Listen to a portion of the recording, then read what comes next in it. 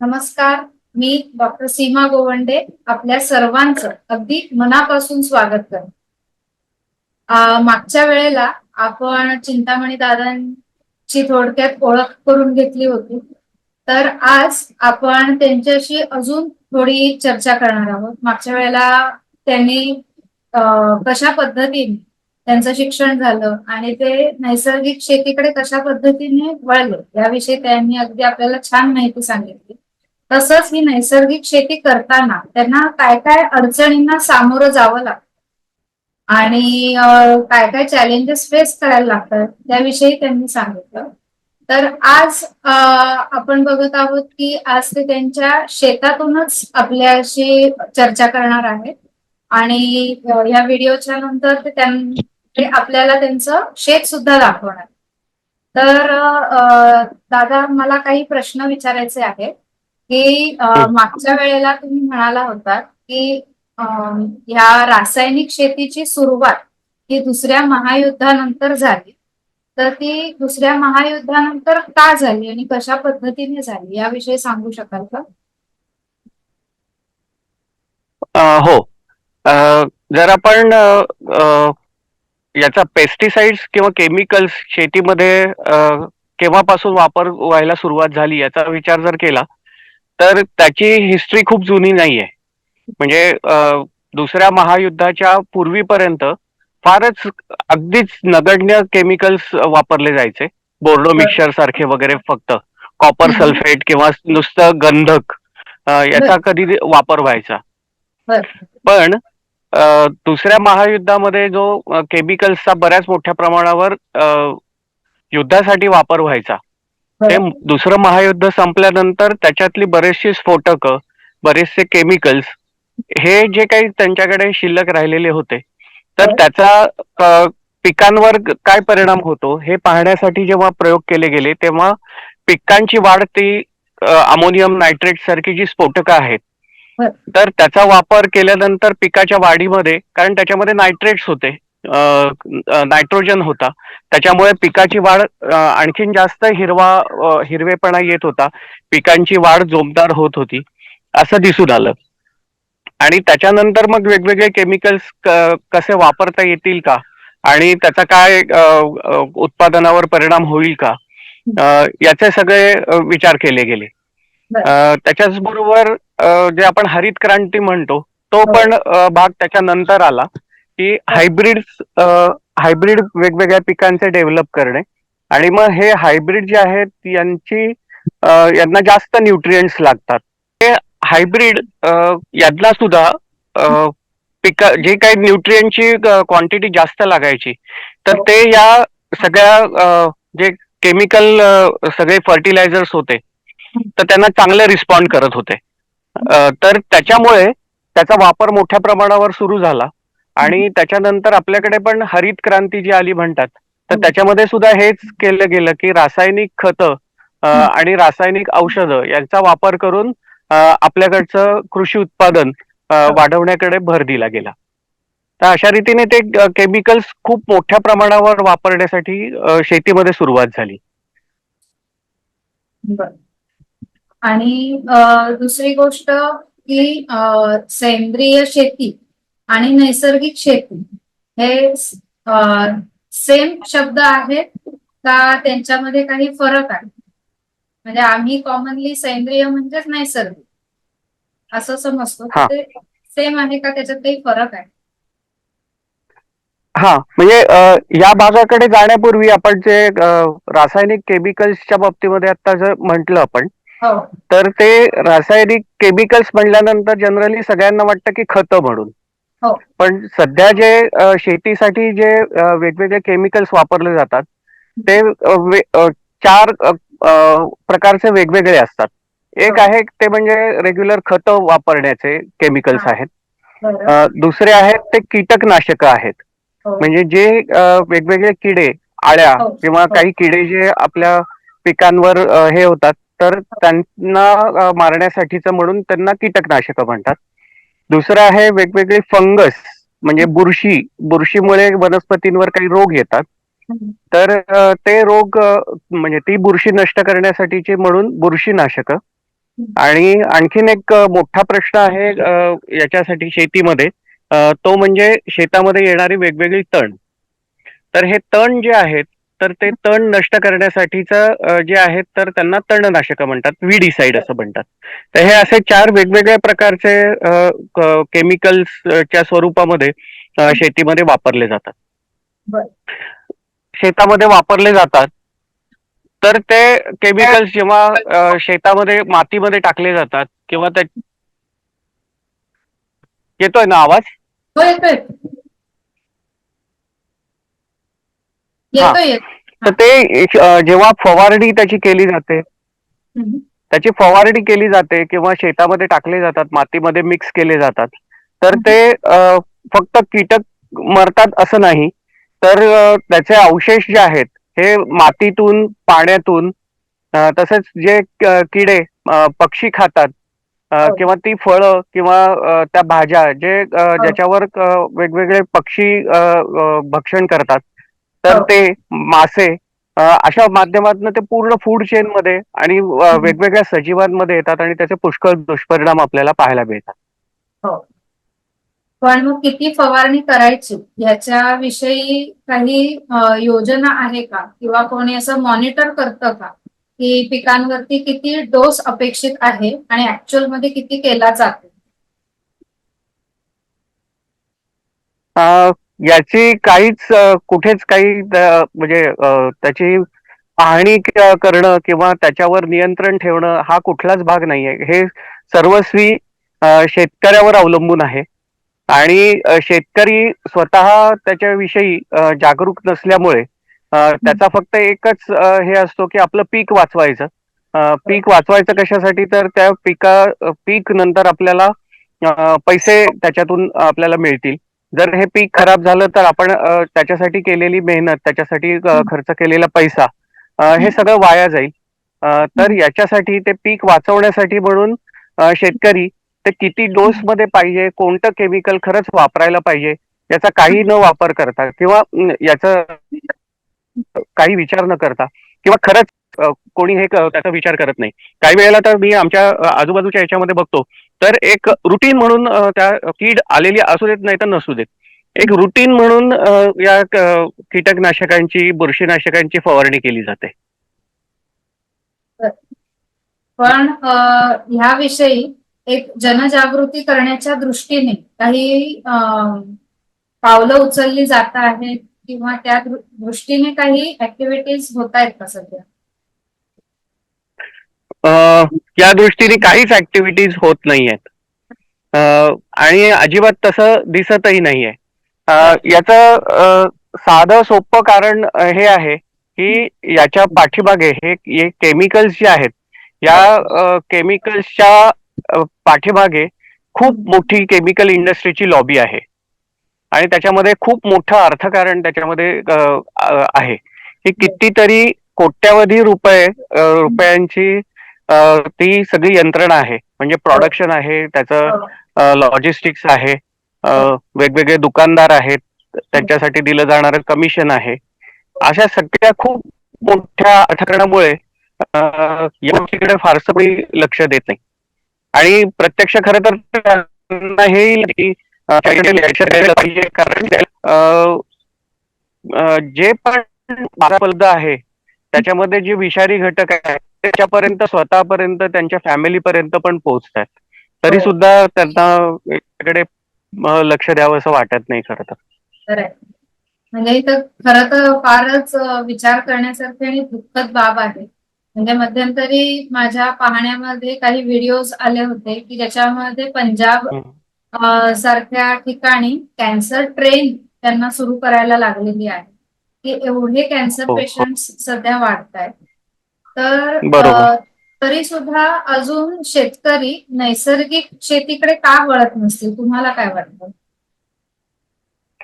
हा, म्हणजे याच्या पाठीमागे शेतीच्या काही समस्या तर आहेच आहेत, पण त्याच्यासोबत महत्वाची आणखीन एक महत्वाची गोष्ट आहे की मी पण जे शिक्षण घेतलं, की ऍग्रिकल्चरचं जे शिक्षण घेतलं, तर त्या शिक्षणामध्ये सुद्धा या केमिकल्सचा वापर करावा असं सांगितलं जातं, पण नैसर्गिक म्हणजे केमिकल्सच्या विरहित सुद्धा शेती होऊ शकते आणि ती त्याच्यातून सगळ्यांचं आरोग्य चांगलं राहू शकतं, निसर्गाचा समतोल राहू शकतो. हो, अ, हो. हे सांगणं याचा अवेअरनेस आता करायला लागतो कारण अ, ही पूर्वी आपल्याकडे बरेचसे केमिकल्स न वापरता शेती व्हायची. हो. पण खूप मोठ्या प्रयासातून खूप मोठे प्रयत्न करून त्याच्यातून शेतकऱ्यांपर्यंत हे पोहोचवलं गेलं की केमिकल्सचा वापर जर केला, मग ते हो. खतं असू देत, कीटकनाशक असू देत, कुठलीही असू देत, तर बरोबर. त्याच्यातून तुम्हाला जास्त उत्पादन मिळणार आहे म्हणून. तर बरोबर. तो आता इतक्या मोठ्या प्रमाणावर झालंय की पूर्वी जे शेतकरी म्हणजे आमच्या घरी किंवा आमच्या गावातच जर बघितलं तर जे शेतकरी पूर्वी जास्त केमिकल्स वापरणं नको म्हणायचे किंवा केमिकल्सच वापरायला नको म्हणायचे, तर आता त्यांच्या पुढच्या पिढ्या असं त्यांची अशी कंडिशन आहे की केमिकल्स शिवाय शेती होऊ शकते हेच आता त्यांना माहित नाहीये बरोबर. किंवा होऊ शकेल असंही वाटत नाहीये.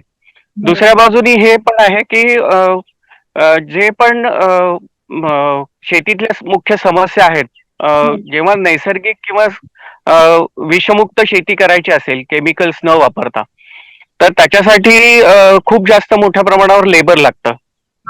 मजूर जास्त प्रमाणात लागतात आणि मग हा मजुरांचा जो खर्च आहे तो खर्च करणं हे शेतकऱ्यांना काही वेळा परवडत नाही.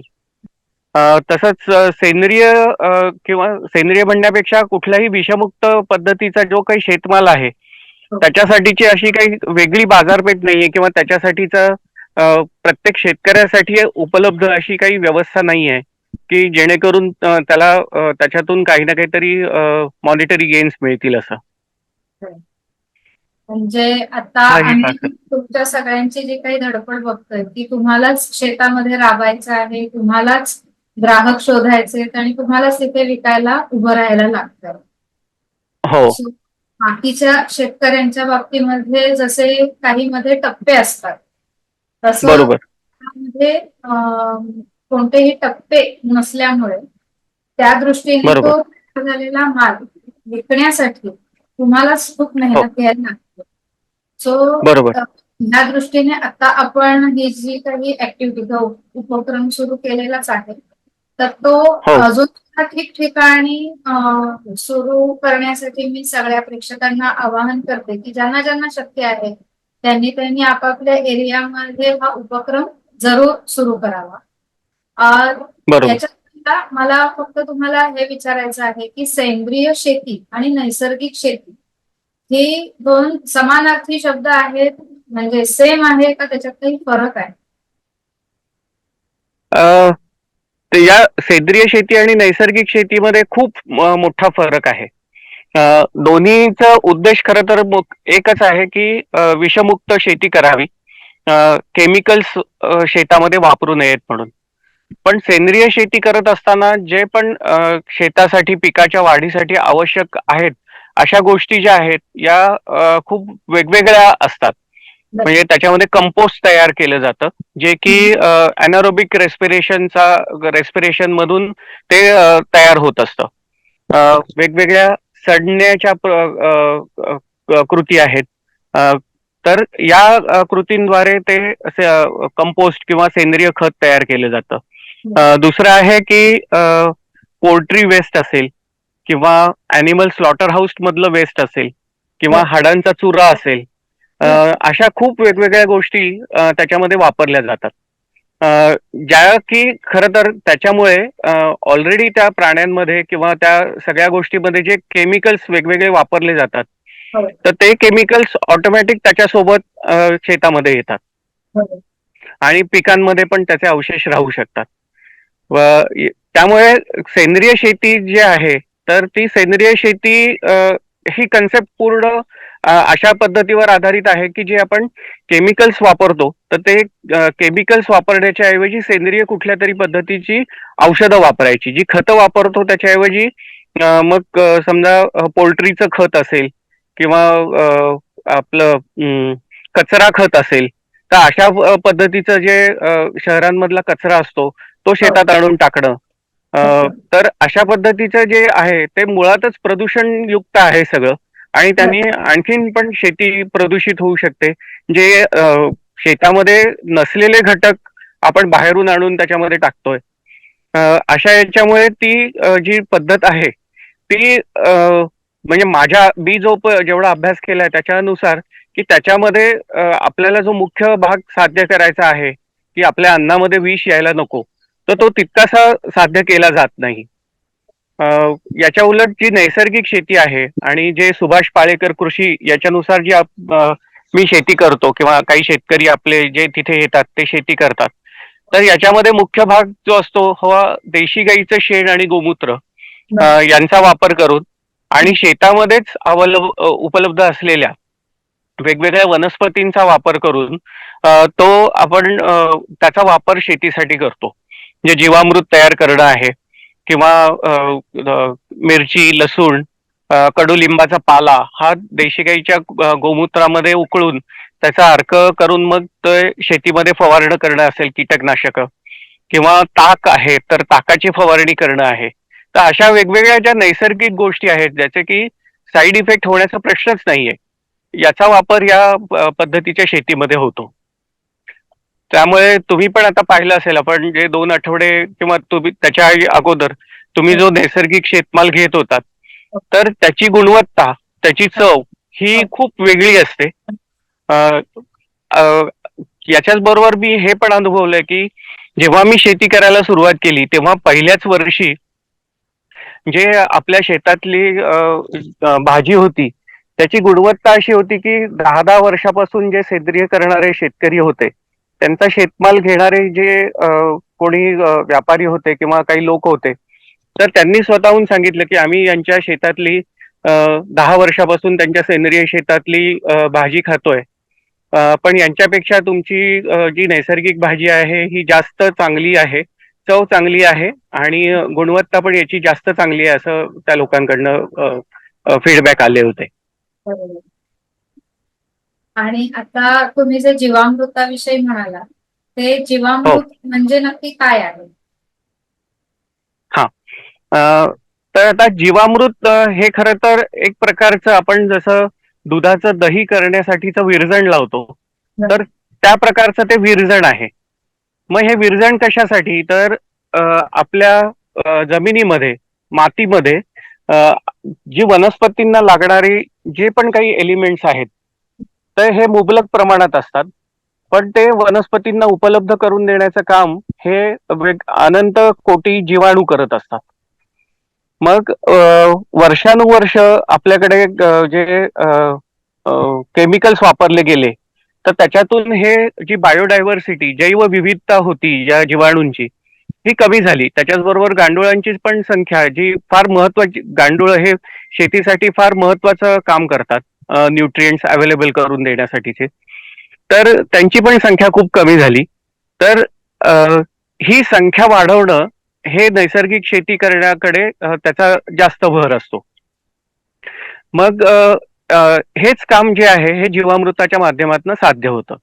तर जीवामृत म्हणजे काय आहे? तर 200 लिटर पाण्यामध्ये 10 किलो देशी गाईचं शेण, 10 लिटर देशी गाईचं गोमूत्र, 1 किलो गूळ किंवा पपई पिकलेली किंवा पिकलेली केळी हे घालू शकतो आपण आणि 1 किलो बेसन. तर हे सगळं तयार करून 48 तास झाडाखाली ठेवायचं असतं आणि किमान 48 तास, आणि ते सकाळ संध्याकाळ ते ढवळायचं असतं.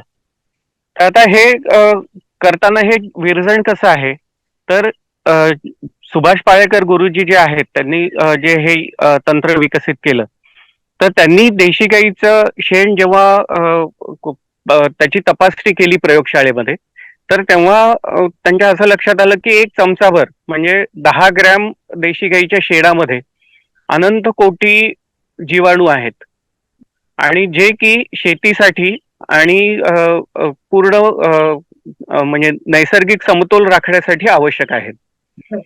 मग ते जर जीवाणू शेतामध्ये टाकले गेले आणि ते जीवाणू शेतामध्ये जर असतील, तर न्यूट्रिएंट्स जे शेतामध्ये अवेलेबल आहेत तर ते आणखीन चांगल्या प्रकारे अवेलेबल होतील आणि पिकांची वाढ आणखीन चांगली होईल. तर यासाठी हे जीवामृत तयार केलं जातं आणि हे जीवामृत मग नंतर पाण्याद्वारे शेताला दिलं जातं, जेणेकरून की जमिनीतली त्यांची उपलब्धता, जीवाणूंची संख्या वाढेल, म्हणजे आणि न्यूट्रिएंट्स जे आहेत जमिनीमध्ये पिकांना लागणारे, तर ते त्यांना अवेलेबल स्वरूपामध्ये ते जीवाणू उपलब्ध करून देतील. यासाठी हे जीवामृत आहे आणि ते म्हणजे त्याचं कंपोजिशन आता सांगितलं त्याप्रमाणे असतं. आता हा व्हिडिओ ऐकणारे बरेच जण असे असतील की ज्यांची घरी काही बाग केली किंवा कुंडीमध्ये झाडं लावली, तर त्यांनी या जीवामृताचा जर वापर केला तर चालतो का, हो. आणि तो कशा पद्धतीने त्यांनी करावा तर त्याचा उपयोग होईल? हो, म्हणजे मी जेव्हापासून आता आमच्या शेतातली भाजी पुण्यातल्या वेगवेगळ्या ग्राहकांना देतोय, तर त्यासोबतच माझ्याकडचं जीवामृत पण मी बऱ्याच जणांना दिलं बरं. आणि त्यांनी ते कुंडीमध्ये किंवा गच्चीवरच्या बागेसाठी वापरून पाहिलं आणि त्याचा खूप चांगला परिणाम त्यांना दिसला. झाडांची ग्रोथ चांगली होणं, वाढ चांगली होणं, फुलं चांगल्या पद्धतीची येणं, फळं लागणं, अशा स्वरूपाचे खूप चांगले इफेक्ट्स त्यांना दिसलेले आहेत. तर हे जीवामृत मग द्यायचं कसं, तर साधारणपणे 1:10 या प्रमाणात त्याचं डायल्युशन करायचं. बरं. आणि तुम्ही समजा जर तुमच्या बागेसाठी 10 लिटर पाणी जर देत असाल रेग्युलर, तर त्या 10 लिटर पाण्यामध्ये हे 1 लिटर जीवामृत टाकायचं आहे आणि तुम्ही जसं नेहमीचं पाणी देताय त्याच पद्धतीने ते पाणी द्यायचंय. बरं, बरं. तर म्हणजे नेहमी तेवढ्यातून पण झाडांना पुष्कळ घालणाऱ्या पाण्यामध्येच ते डायल्यूट करून तेच पाणी घालायचं घालायचंय. हो हो आणि झाडावर त्याचीच फवारणी केली तरी चालते? हो, त्याचीच फवारणी केली तरी चालते. चालते. ओके. आणि हो 1:10 अशा प्रमाणामध्ये ते डायल्यूट हो हो हो. बरं. आणि हे रोजच्या रोज करावं का आठवड्यातनं एकदा, महिन्यातनं एकदा, कसं प्रमाण आहे त्याचं? साधारण आठवड्यातून एकदा केलं तर चांगलं आहे. म्हणजे असं सजेस्ट करतो मी की तुम्ही जेव्हा पण तुमच्या बागेला पाणी देणार आहात, तर त्या प्रत्येक पाण्याबरोबर जर जीवामृत गेलं तर खूप चांगली गोष्ट आहे. बरं. म्हणजे रोजच्या रोज हं. केलं तरी काही हरकत नाही? हो, पण पाण्याची गरज जी आहे ना झाडांची, ही प्रत्येक ऋतूनुसार बदलते. बरोबर. म्हणजे पावसाळ्यामध्ये कदाचित तुम्हाला आठवड्यातून एकदाच पाणी घालायला लागेल तुमच्या झाडांना, हो. आणि उन्हाळ्यामध्ये असं आहे की कदाचित तुम्हाला 1 किंवा सकाळचं. 2 दिवसाआड पण पाणी घालायला लागू शकतं. हो. तर त्या पाण्याच्या फ्रिक्वेन्सीवर हे अवलंबून आहे की तुम्ही ते त्या पाण्याबरोबर जीवामृत जायला पाहिजे एवढं लक्षात ठेवावं आपण. आज आपल्या प्रेक्षकांना तुम्ही काय संदेश देऊ इच्छिता? आज आपल्या प्रेक्षकांमध्ये सर्वसामान्य लोक पण असतील आणि काही शेतकरी वर्ग पण असेल की जे आतापर्यंत रासायनिक पद्धतीने शेती करतात. सो तुम्हाला त्यांना काय संदेश द्यावा असं वाटतं? म्हणजे शेतकऱ्यांना आणि ग्राहकांना हे दोन्ही वेगवेगळ्या गोष्टी आहेत. कारण आता शहरात राहणारे जे कोणी आहेत सगळे आत्ता आपले ग्राहक, तर यांच्यापैकी जवळपास मला वाटतं एक 90% लोकांना शेती किंवा पिकं हे किंवा झाडं कशी वाढवावी याच्याबद्दल काहीच माहिती नाहीये.